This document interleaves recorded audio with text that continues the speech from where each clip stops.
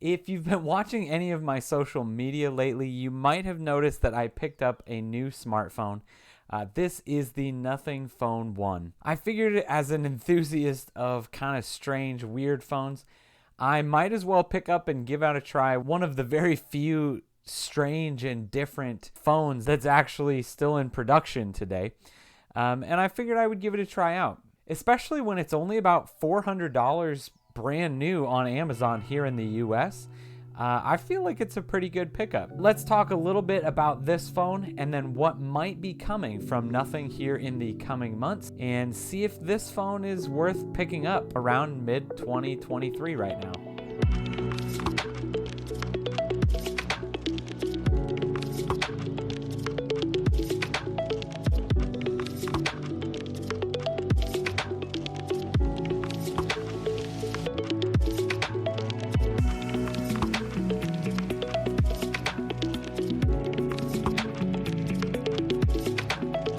So the Nothing Phone 1 came out mid-July of 2022, and it kind of has some specs to go along with it. This is definitely a mid-range phone.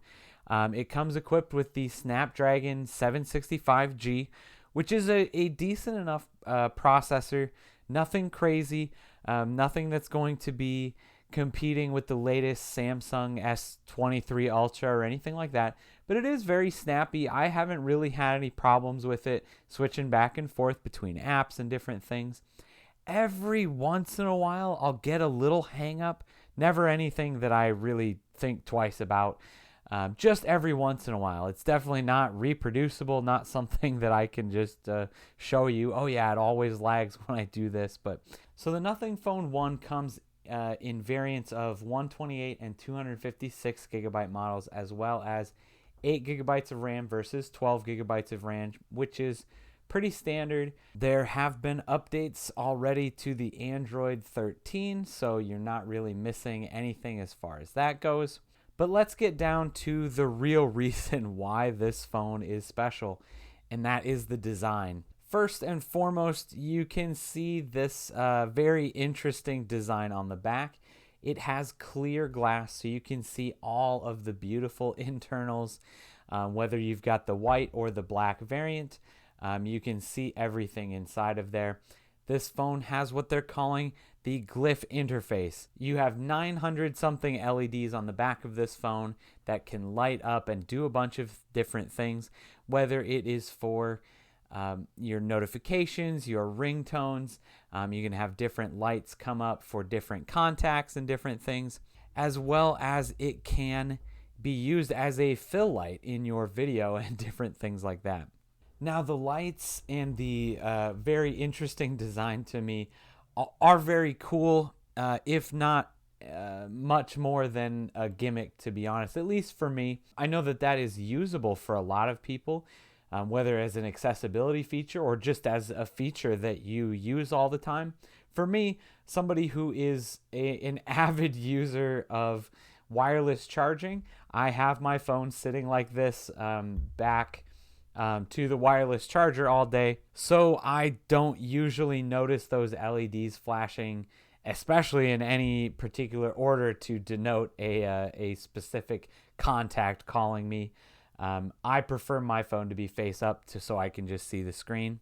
What I do like about this phone's design, though, is that it is very iPhone-esque, and not a ton of other Android phones on the market today, at least in the United States, have this type of really, really nice design. It's very thin, very light, has the aluminum all the way around the outside, but most Android smartphones these days are kind of bulky and kind of big. This has a very, very flat design, and it's definitely something that I am a fan of. Unlike the Pixel that is super rounded, has the big camera bump at the top. For me, I could do with just a hair smaller of a screen, but I really do think it is a good size. So I really, really appreciate this design. Very reminiscent of the Oppo phone that I had. If you want to check that video out, go ahead and feel free to do that. Very, very similar design, but as well, very, very reminiscent of an iPhone.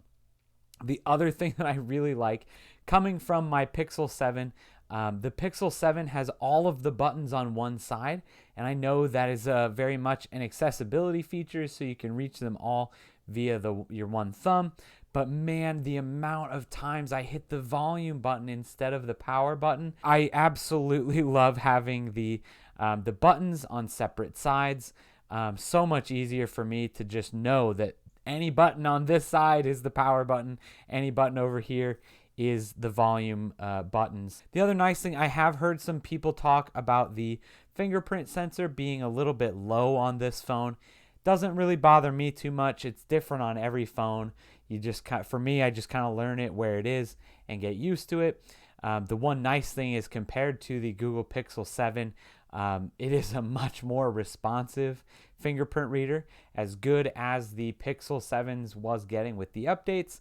The Nothing Phone 1 is definitely a much better fingerprint reader. So those are a few of my thoughts about this phone, as far as at least looks wise, design wise.